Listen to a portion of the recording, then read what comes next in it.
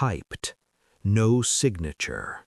It read, "I have been watching this house for many years. Now it is your turn." I laughed at first. I actually laughed, because who sends something like that in 2018? But my wife didn't laugh. She just stood there in the kitchen, staring at the page, like she already understood something I didn't. And that was the moment we should have taken it seriously. But to understand why we didn't, you need to know what that house meant to us. We had just bought it in a quiet neighborhood in northern New Jersey. Tree-lined streets, old colonial homes, families who had lived there for decades. It felt safe, the kind of place where kids ride bikes in the evening and neighbors wave from their porches. We had 2 children under 10. This was supposed to be our forever home.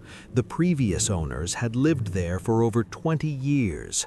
When we closed on the house, they seemed normal, friendly, a little quiet maybe, but nothing unusual. Looking back now, I remember something strange. The husband lingered during the final walkthrough, kept looking at the windows, at the backyard, at the walls, like he was memorizing something. 3 days later, that first letter arrived. We told ourselves it was a prank, some bored teenager, someone trying to scare the new family. But then a second letter came. This time it had postage. This time it mentioned our children. "I see that you have brought young blood into the house." Young blood. Who says that? The letter described where our kids' bedrooms were, which windows faced the street. It asked whether they would be allowed to play in the basement. That's when my stomach dropped, because the basement windows weren't visible from the road. You had to be on the property to know that. We called the police. They took it seriously at first. But there were no fingerprints, no DNA. The letters were printed on common office paper. The officer told us not to panic, probably just someone messing with you. But the third letter came that same week. It referenced renovations we had started, specifically a wall we had removed in the kitchen. It asked why we were changing the house.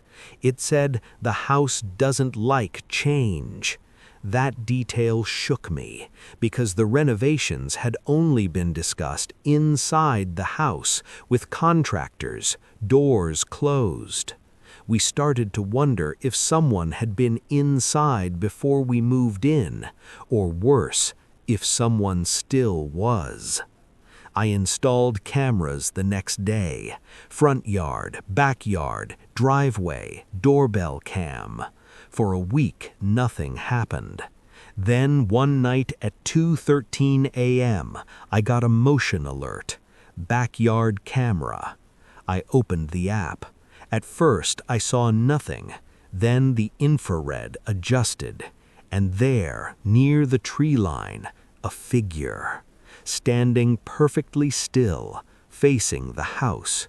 Too far to make out a face, but close enough to know they weren't just passing through, they were watching. I called 911. By the time officers arrived, the backyard was empty. No footprints, no broken fence, nothing. The following morning, another letter arrived. "I see you have added cameras. Very smart." My hands were shaking when I read that line.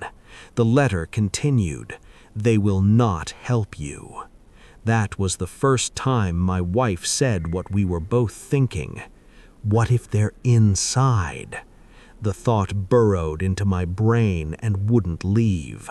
We searched the house room by room. Attic first. Nothing but insulation and old wood beams. Basement next. Concrete floor, storage shelves, furnace.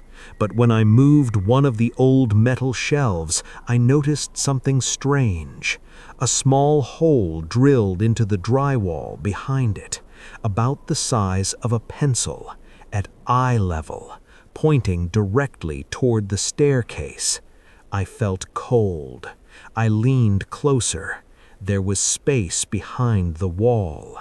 Empty space. I cut a small square out of the drywall.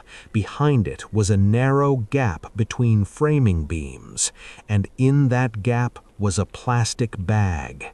Inside the bag were printed photographs of the house from years ago, of previous owners, of neighbors, and at the bottom, one photo of my son, playing in the backyard, taken from above, from an angle that could only have been inside the house.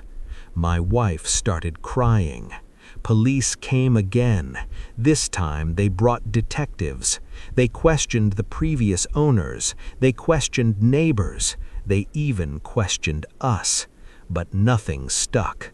No cameras inside, no fingerprints on the photos, just more letters, always vague, always watching.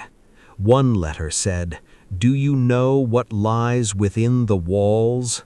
That line haunted me. I started sleeping lightly. Every creak, every pipe knock, every shift in the wood framing felt intentional. Then came the night that changed everything. It was 3:02 a.m. I woke up to a soft tapping, not at the door, not at the window, inside the wall behind our bed. 3 taps, pause, 3 taps again. I sat up slowly, held my breath. The tapping moved, along the wall, toward the closet, then stopped. The closet door handle rattled once, just once. I grabbed the baseball bat I kept under the bed and pulled the door open. Nothing inside, but the air felt different, like someone had just been standing there. The next morning, another envelope, this one shorter, simpler. I told you the house was mine. We moved out 2 weeks later, took a financial loss, sold it below market value. We couldn't stay. The police never officially solved the case. Multiple suspects were investigated, no charges filed. The letters eventually stopped. But here's the part that still keeps me up at night. 6 months after we moved, I received one final envelope. No return address, postmarked from a different state. Inside was a single photo of our new house, taken from across the street, and on the back, written in black ink, "You can't move from what watches you." To this day, no one has been caught, and sometimes when I step outside late at night, I look toward the tree line, not because I expect to see someone, but because I know what it feels like to be watched, and once you've felt that, you never really stop. Because sometimes the scariest thing isn't a person inside your house. It's not knowing how long they've been there or if they ever left.